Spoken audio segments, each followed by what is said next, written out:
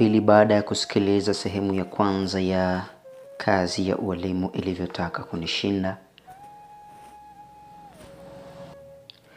Na kusihi ewe msikilizaji wa Ulimbo wa Simulizi, usiache kusikiliza riwaya yako safi kabisa iliyoandikwa na mwandishi wako pendwa kabisa, gwiji wa magwiji katika uandishi. Huyu si mwingine ni Zuberi Maruma, ambaye anakuletea riwaya zako safi kabisa zilizoandikwa na Ulimbo wa Simulizi. Huyu ni Zuberi Maruma kama nimevyokuambia, ambaye unaweza kumpata kwa namba za simu 06735645 na mwisho ni 53. Bila kusahau, mimi ni Kaniban Ahmad, ambaye ninakuingizia voko na sauti ya mamlaka niliyojaliwa na Mwenyezi Mungu.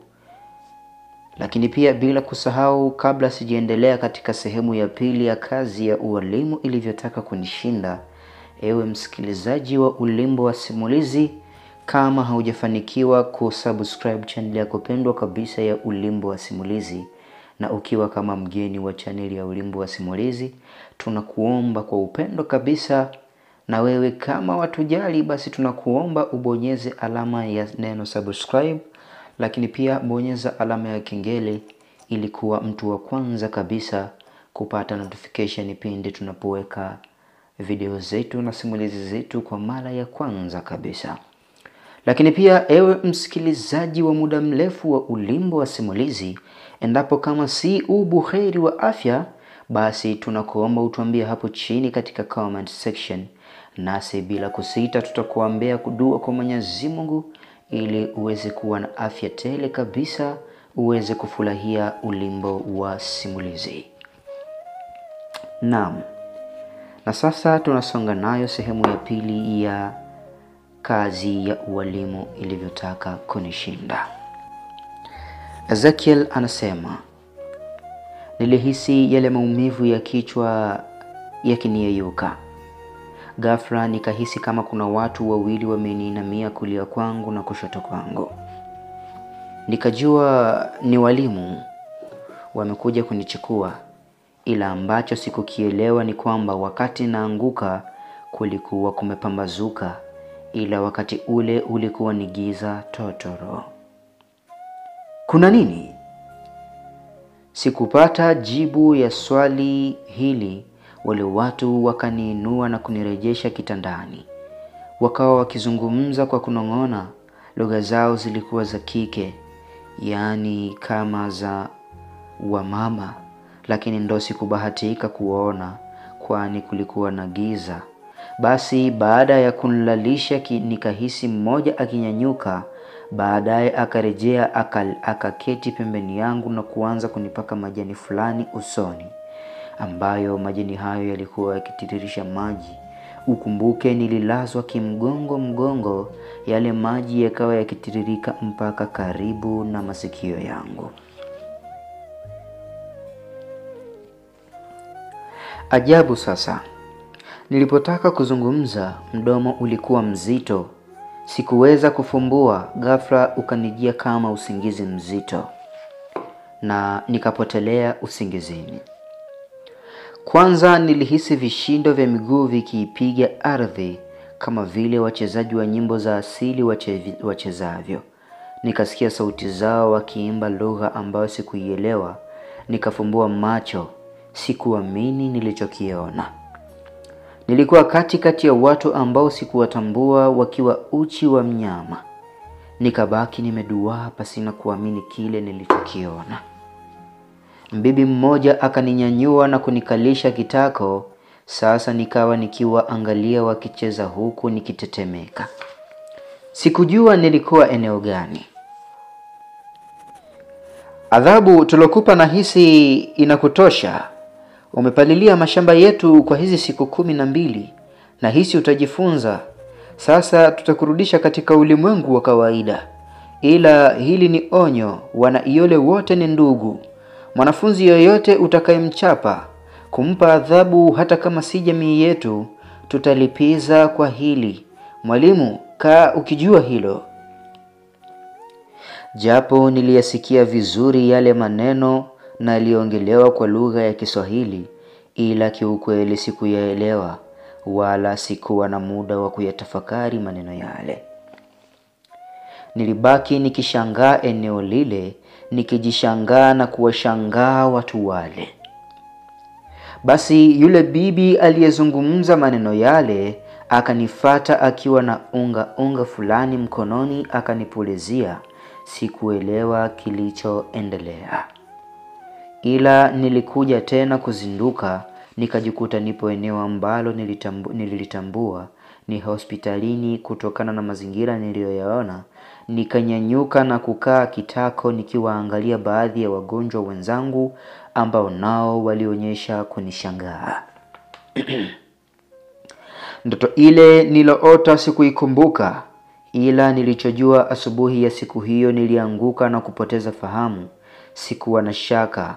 Walimu wenzangu baada ya kutoniona shuleni ndipo walipokuja nyumbani na kunikuta nimepoteza fahamu na kunileta hospitalini. Nilitamani kujua muda hata nijue nilipopoteza fahamu kwa muda gani. Nikanyoosha mkono wangu juu ya kabati kadogo na kuivuta simu yangu kuicheki, ilikuwa imezima. Hata kuiwasha haikuwaka kabisa. Basi nikairejesha. Ghafla Dr. akaingia akiambatana na mwalimu mwenzangu Martin. Wote walifurahi sana kuniona nimezinduka. Daktari akanipima pale mwisho, akaniruhusu baada ya kuridhika na hali yangu. Ni kama alitegemea nitazinduka siku hiyo. Kuna vitu ambavyo mpaka sasa hivi navyosimulia story hii sivielewi kabisa. Nakumbuka wakati natoka nilimuuliza muda, Martin akanambia muda ule ni saa 6. Ndo alikuwa amekuja kuniangalia, akanikuta nipo kwenye hali ile nzuri. Nikamuuliza mbona usiku hawakupokea simu yangu, na nilimpigia sana, nilikuwa kwenye hali mbaya. Kitu alichonambia Martin kilinishangaza. Akaniuliza kwa mshangao, usiku ulinipigia? Kwani usiku ulikuwa unafahamu? Nikamwambia fahamu nimezipoteza asubuhi. Martin alicheka sana, akanambia na siku 11 sina fahamu. Nipo kitandani, natumia hewa ya oksijeni na mirija ya chakula na maji. Kiukweli nikashangaa sana. Siku 11? Kivipi sasa? Katika hali ya kutafakari kwangu ndipo nikakumbuka ile ndoto kwamba siku ile nilipodondoka nilihisi nikinyanyuliwa na watu ambao hata sikuwaona, nikawekwa kitandani. Alafu ndoto nyingine nilikuwa porini, watu wapo uchi. Nilipozinduka ndio pale hospitalini. Je, ni siku 11 kivipi? Nikakumbuka maneno ya yule mama mchawi kwamba walinilimisha, lakini mbona sikumbuki kama nililemishwa? Alafu kama ni kweli niliwekewa mirija ya chakula, mbona nilivyozinduka sikuiona? Hiyo mirija nilitolewa saa ngapi? Alafu tena Martin anasema hakuona message call yangu wala sikumpigia simu. Ina maana usiku ule nilimpigia nani? Na tena simu ikaita bila kupokelewa. Nilitamani simu yangu ingekuwa na chaji nimuonyeshe. Mwalimu, hili tulilijua tu. Ni kisasi cha Pascal hiki. Martin alinieleza kwa sauti ya upole. Kisasi cha Pascal? Kivipi? Mwalimu, ukumbuke ulimpa adhabu akae nyumbani siku 12. Ya 13 ambao ndo Jumatatu ya kesho arejee shuleni. Adhabu hiyo umeitumikia na wewe. Kakulaza kitandani hiyo siku 12. Hii ndo iole. Kaka, tulikwambia bana. Tulikwambia acha kiherehere. Hii ndo iole. Iole inakukaribisha kisawasawa. Sasa umejionea. Martin akawa akicheka. Hapo akawa kanizindua, japo bado sikuamini kama kuanguka ile asubuhi eti nikalala pasina ufahamu siku 12 toka Jumanne mpaka hiyo Jumapili. Sikuamini kwa kweli. Nilitamani tu nifike nyumbani nikahakikishe kwanza kalenda, Pili, niweke simu chaji, nitafute zile dialed, nimuonyeshe mwalimu kwamba usiku ni kweli nilimpigia.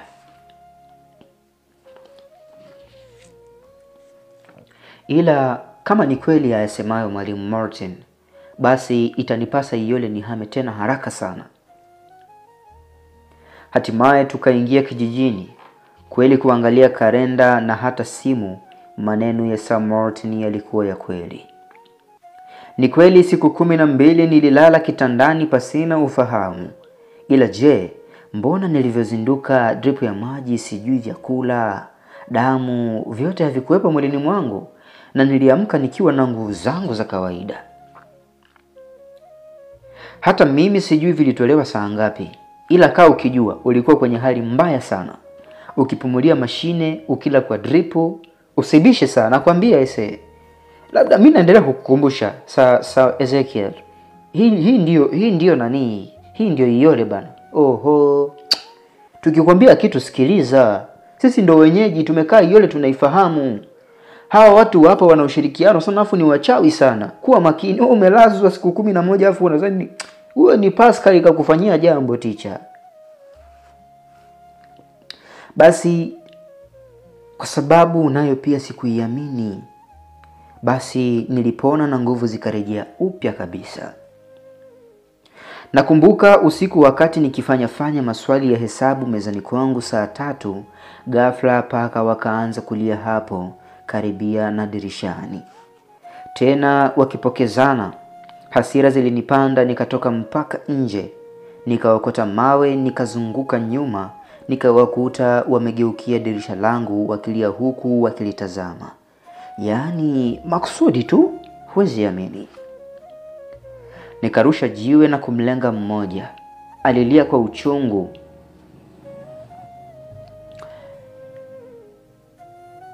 uchungu. Wakati narusha la pili, wakaya tayari washakimbia. Nikarejea sebuleni, ile nashika peni tu, nikasikia nyau.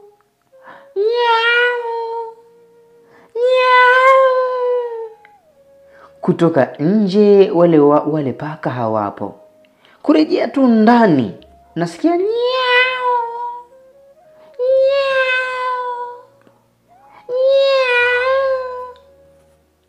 Nikaguna, nikasema paka hawa si wa kawaida, wallahi sio wa kawaida. Yaani kwa hakika siku hiyo nilijikuta ninasema mpaka Kiarabu, wallahi na hali ya kuwa mimi ni Ezekiel. Basi nikakiri, paka wa kawaida ukimpiga harejei, ila huyu paka wa mashindano si paka ase. Basi nikatoka tena, na bado palikuwa ni patupu kabisa. Niliporudi ndani, ni moja kwa moja chumbani nikalala zangu, hawakurejea tena.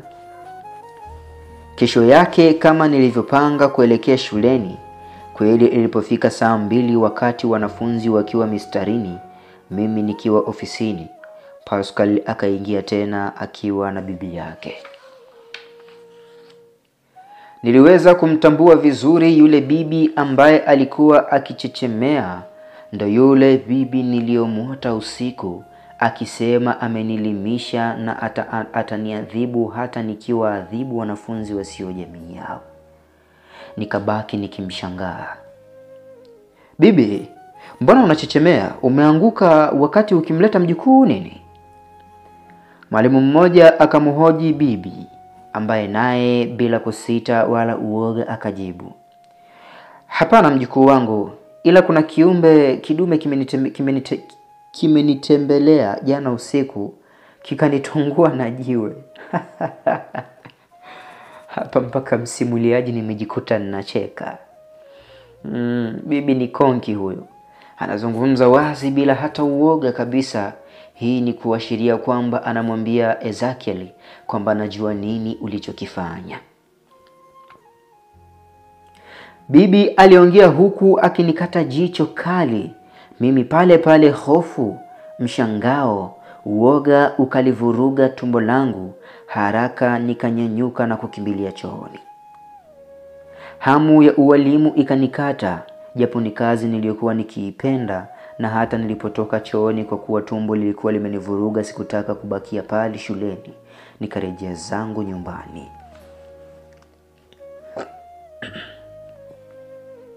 Siku hiyo nakumbuka niliahirisha mpaka nguvu zikaniisha. Sasa nikawa nikihisi kizunguzungu kikali, ikanibidi nipande kitandani kulala. Punde usingizi mkali ukanipata. Kuja kushtuka ilikuwa ni saa 6 za mchana. Haraka nikashuka kuelekea bafuni kuoga ili mwili uchangamke. Mwili ulilegea na nilihisi njaa ya ajabu. Nikaenda kuoga, nikavaa na kurejea shuleni, ila bado kichwani nilikuwa na mawazo mengi sana. Hasa juu ya kupoteza fahamu ndani ya wiki na masiku kadhaa. Pia niliwaza sana juu ya kuumwa na tumbo baada ya yule bibi kunitazama vibaya akisema maneno yale, na pia nilikumbuka kero nilizozipata usiku kwa paka wale wawili. Nikapata jibu, yule paka nilompiga jiwe ndio atakuwa huyu bibi. Kisha nikaguna, nikasema hivi haya matatizo ni kwangu tu au na walimu hawa wenzangu wanakumbana nayo? Niliwaza nikiingia ofisini ambapo sikukuta mwalimu yoyote. Wote walikuwa kwenye vipindi. Saa 6 hiyo sikujali sana, nikaketi nikiwaza hili na lile. Punde mwalimu Jasmine akaingia. Huyu ndio yule mwalimu alowahi kunambia aliwahi dekishwa korido baada ya kutoa adhabu ya mwanafunzi kudeki baada ya kukwepa zamu lake la kudeki.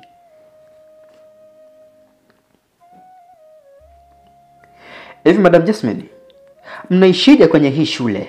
Mbona kama nyinyi hamyapati ninayoyapata mimi? Au mmesha sindikwa? Nipelekeni kwa huyo mganga nami anisindike. Naelekea kushindwa sasa mimi. Niliongea kwa huzuni kuu, tofauti na mategemeo yangu. Madam akaachia tabasamu lililogeuka na kuwa cheko na kunifanya nizidi kwa mshangao. Sir Ezekiel, sisi hatuna cha zindiko wala hirizi. Ila ukishaijua iyole, mbona haikusumbui? Hapa pana kushinda. Je, umepangiwa Rukwa huko Sumbawanga? Tanga huko vijijini? Iyole hakuna uchawi kaka. Uchawi wa kukuhamisha? Sir, kikubwa yapaswa usomwe mazingira tu. Uelewa na ufate vile wenyewe wanavyotaka. Usimdharau mtu yoyote wala kiumbe chochote, na uwapende wana kijiji. Cheka nao tu vizuri kabisa. Usipende kuwa na wapekee yani. Sir, hivi wanavyokuchezea, kukutingisha, wanakukaribisha, ila mambo yataacha yenyewe, hutoamini, na unaweza hata usihame yani. Hapana, sidhani madam. Amini, ndo kwanza una miezi miwili. Bado harufu ya ugeni yani unayo kabisa. Ni kama ni kitoto bado kimezaliwa na kina maziwa ya mama yake. Yaani kipindi hiki mimi nafika hapa sikujua kama mwezi ningemaliza. Ila namshukuru Mungu mpaka sasa na miaka 12 na sina mpango wa kuhama, yani napapenda iyole. Teacher. Yani hapo bado hujasema. Yani mpaka useme teacher. Cha msingi ni kuelewa tu watu wa kijiji hiki hawana shida. Kama nilivyokuambia, ungekuwa umepangiwa Sumbawanga ingekuwaje? Ungekuwa umepangiwa Tanga vijijini, huko ambapo uchawi ukitoka korido mpaka korido ni uchawi. Sasa wewe unakutana na uchawi wa iyole eti unaona uko na uchawi. Shebu. Teacher, hebu usinisumbue bana. Kuwa muelewa tu na uelewe mazingira.